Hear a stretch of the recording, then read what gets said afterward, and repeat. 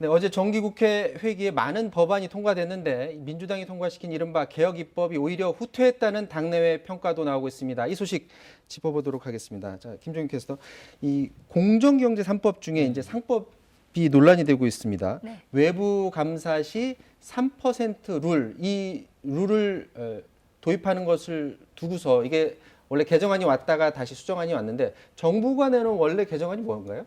개정안이 지금 두 가지로 핵심적으로 정리를 할 수가 있겠는데요. 정리를 해보자면 원래 상장 회사가 있으면 이 상장 회사에서 주주총회를 통해서 이사를 선출하고요. 그 이사들 가운데서 감사위원을 선출을 했습니다. 그러다 보니까 이 감사 자체라는 것이 이 회사가 잘 돌아가는지를 보는 건데 네. 감사위원회 자체가 최대 주주의 영향력이 너무 크다 이런 얘기가 나와서 감사위원을 최소 한 명은 이사와 별도로 선출하게 해야 한다라는 것이 첫 번째 안이었고요. 네. 두 번째는 이 이사를 선출할 때 의결권입니다. 네. 지금까지 이 최대 주주 그리고 최대 주주와 어떤 특수 관계에 있는 사람들 그러니까 가족, 친지들은 각각 3%의 의결권을 갖게 했거든요. 그러니까 네. 너무 많이 의결권을 가지면 이제 영향력이 커진다고 해서 3%로 제한을 했었는데 이번에 이거에서 더 줄이자 그래서 최소한 사외 이사는 제외하고 사내 이사만이라도 사내 이사에서 특수관계인과 최대 주주를 합해서 3%로 가자라는 것이 두 번째 아니었습니다. 총수라든지 대주주 그리고 특수관계인 총 합쳐서 3%면 본인들의 입김이 적용되는 사람이 감사 자리에 올 수 없으니까 그렇게 네. 되면 이제 기업 자체의 건전성이 굉장히 도움이 되는 거예요. 네. 자, 괜찮은 것 같은데 뭘 바꾼 겁니까? 문제는 이것이 지금 안건조정회의에서 통과되면서 본회의에 올라가서 처리된 최종안을 보니까 네. 이게 완화돼 버린 겁니다. 어떻게 원하는 예, 거죠? 그러니까 개별 3%냐 합산 3%냐 네. 여기에 지금 디테일이 숨어 있는 건데요. 네.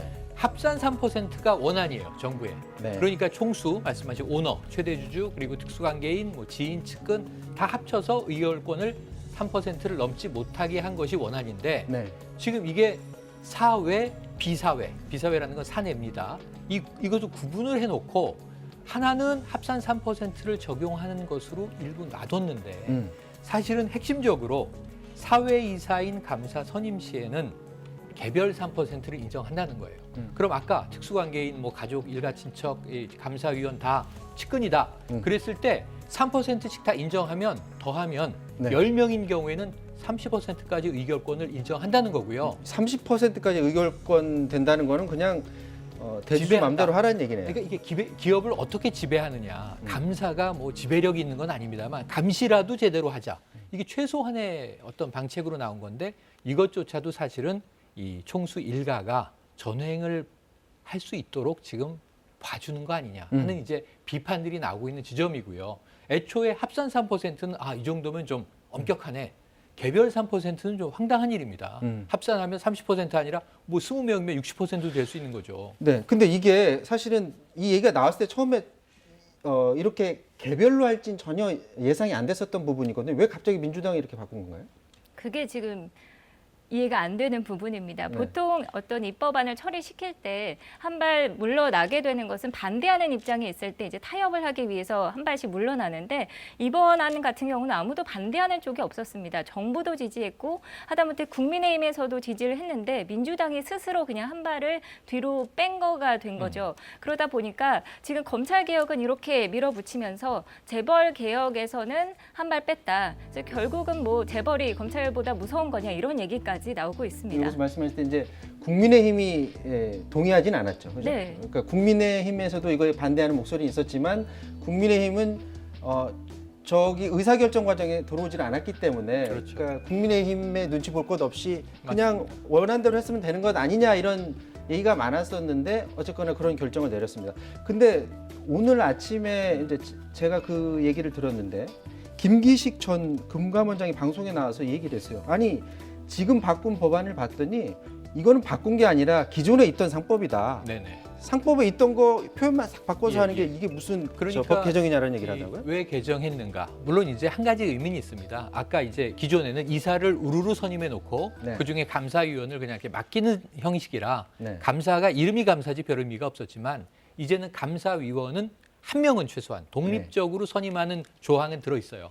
그게 개정의 의미라면 의미지 3%룰이 계속 이게 문제가 됐거든요. 기업계에서 반대하고. 근데 그게 아까 한 발 물러선 것이 그냥 개정 안 한 거랑 거의 동일한 상황. 이렇게 돼버리다 보니까 그럼 김기식 전 금융감독 원장이나 혹은 정의당 등 진보계 시민단체 비판이 다 일맥상통하는데 개정 아니다.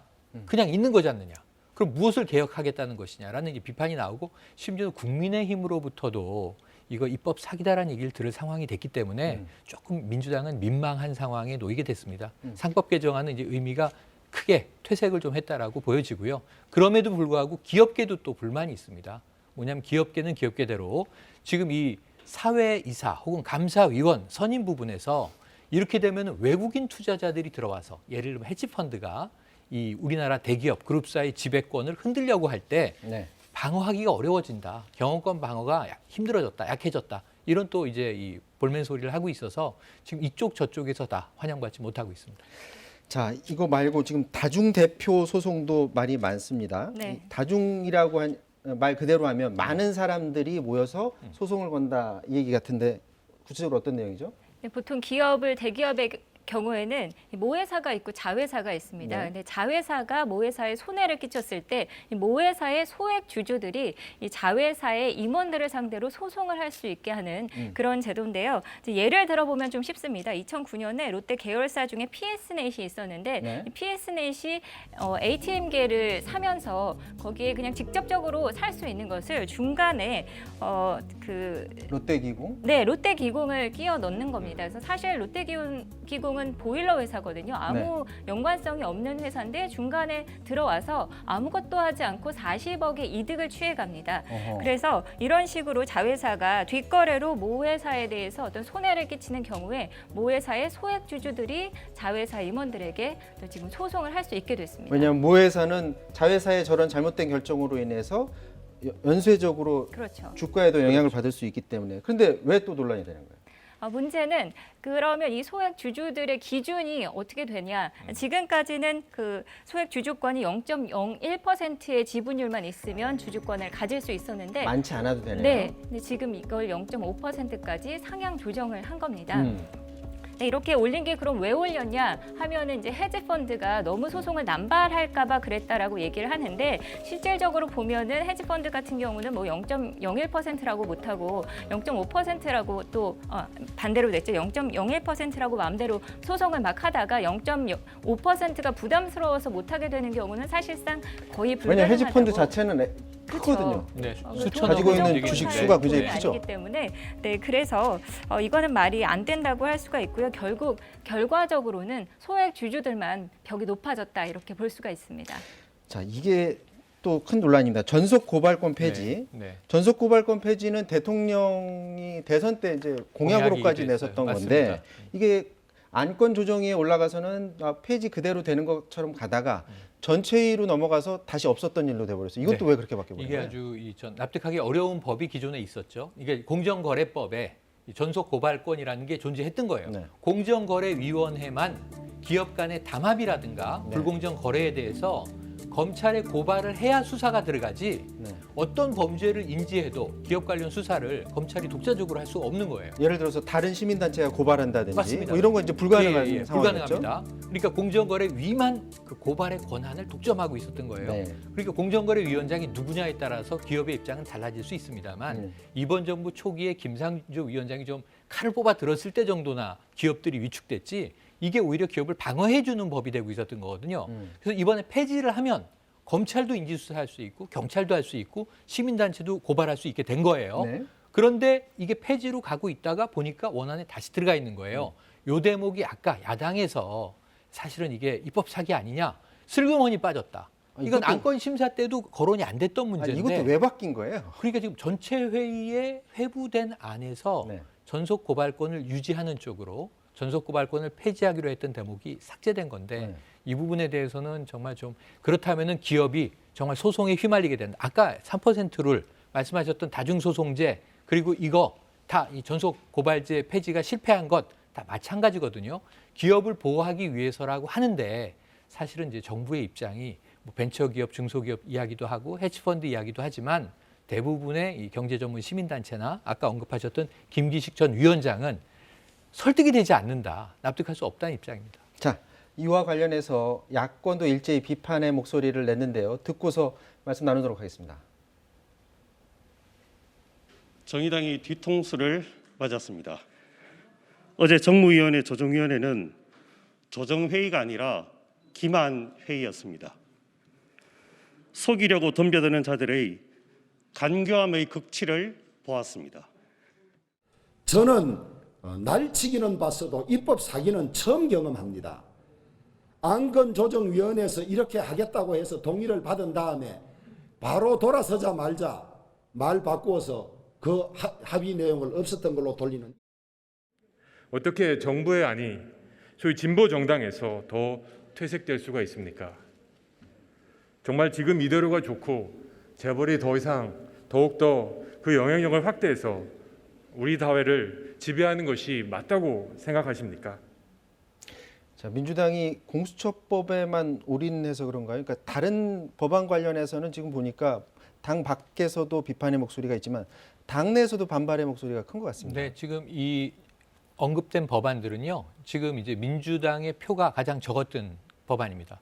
그리고 또 한 가지 노동 관련법도 민주당 수 전체보다도 훨씬 찬성이 가결은 됐지만 찬성 비율이 낮았습니다. 네. 그 이유는 뭔가 당내에서도 반발이 분명히 있었다는 것이고 아까 공수처에 신경 쓰느라고 이거 신경을 못 쓴 게 아니라 의도적으로 바꾼 거라니까요. 그럼 정부 원안이 통과됐어야 정상인데 민주당에서 이 법안을 아까 비판처럼 누군가 퇴색시켰다. 그렇다면 저는 고 노무현 대통령 말씀이 떠오르는데 자, 이 참여정부 시절에 이미 한탄을 하면서 권력은 이미 시장에 넘어갔다. 시장 권력을 대변하는 국회의원은 누굽니까? 이걸 좀 전 물어보고 싶습니다.